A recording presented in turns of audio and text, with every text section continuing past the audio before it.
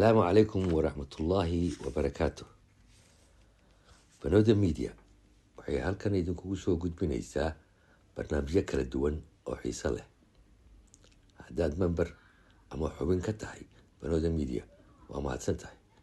haddii aadan ka ahayna fadlan nagu soo biir adoo mahadsan.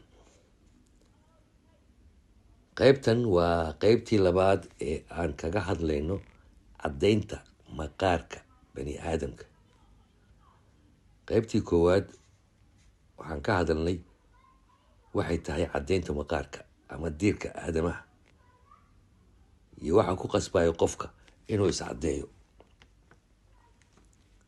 haddaba qaybta labaad waxay ku saabsan tahay dhibaatada ka iman karta iscaddaynta iyo sidii looga hortagi lahaa. dhegeysi wacan. haddaba waa maxay dhibaatada ka iman karta caddaynta jirka ama maqaarka? kadib markii daraasooyin badan la sameeyey waxaa la ogaaday in ay leedahay dhibaatooyin culus oo u geysanaysa maqaarka iyo xubno ka mid ah jirka. dhibaato taas oo sabab u ah sunta ku jirta kiimikada la isticmaalayo. haddaba haddaan soo aruurino dhibaatooyinkaaseyto oo wax ka taataabano waxaa ka mid ah 1 maadada la yiraahdo mercury oo dhalisa midab aan caadi ahayn muddo dheer haddii la isticmaalo.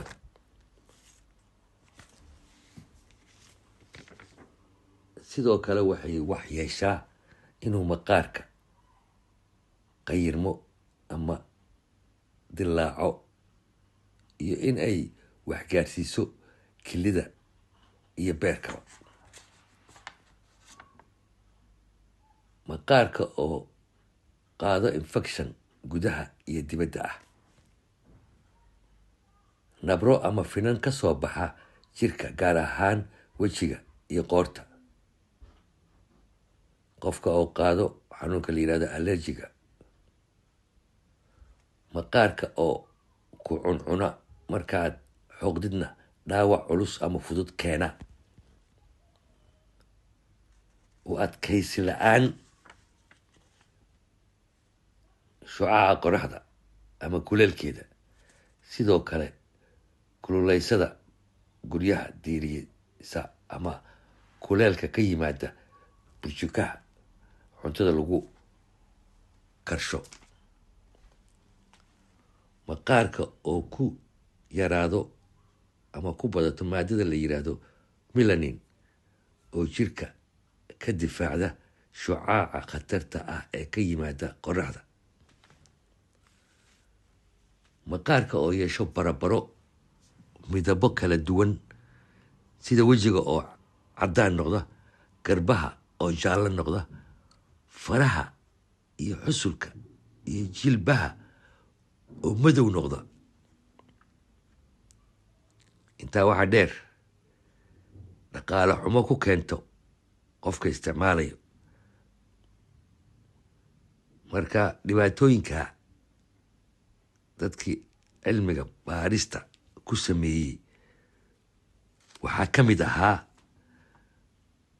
doctor misaki oo wax ka dhiga jaamacadda weyn ee Makerere qaybteyda caafimaadka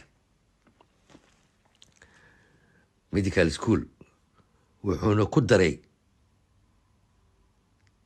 in unugyada soo saara ama sameeya melanin ay hawshooda gabaan.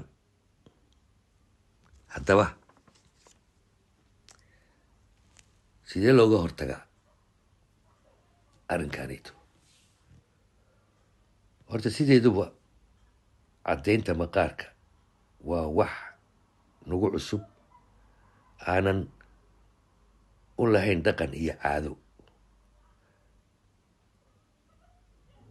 waxaa looga hortagi karaa in dadka la siiyo wacyigelin dheeraad ah loo sameeyo, laguna wacyigeliyo dhibaatooyinka ay keeni karto chemicalkan la isticmaalayo. dadka oo cunto caafimaad leh iyo jimicsi uu qofka sameeyo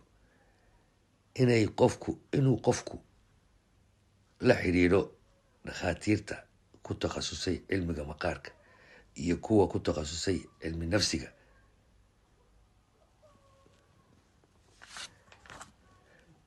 in la mamnuuco daawooyinka nooca ah in la soo saaro ama waddanka la keeno, sida ay sameeyeen waddamo badan oo adduunka ku yaala sida Nigeria, Ghana, France iyo qaar kaloo badan.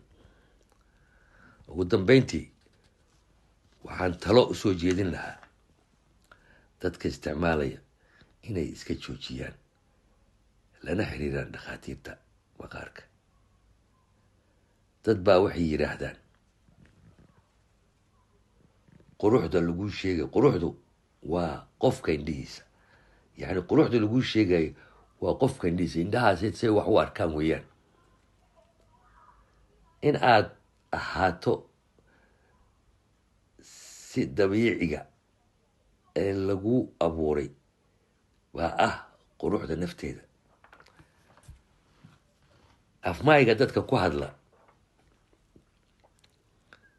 waxay ku mahmaahaan midab inga guuraan midow waaweyn, oo la macno ah midabka aan isbedelin waa madow. raalli ahaaday haddii aan mahmaada si fiican u sheegin.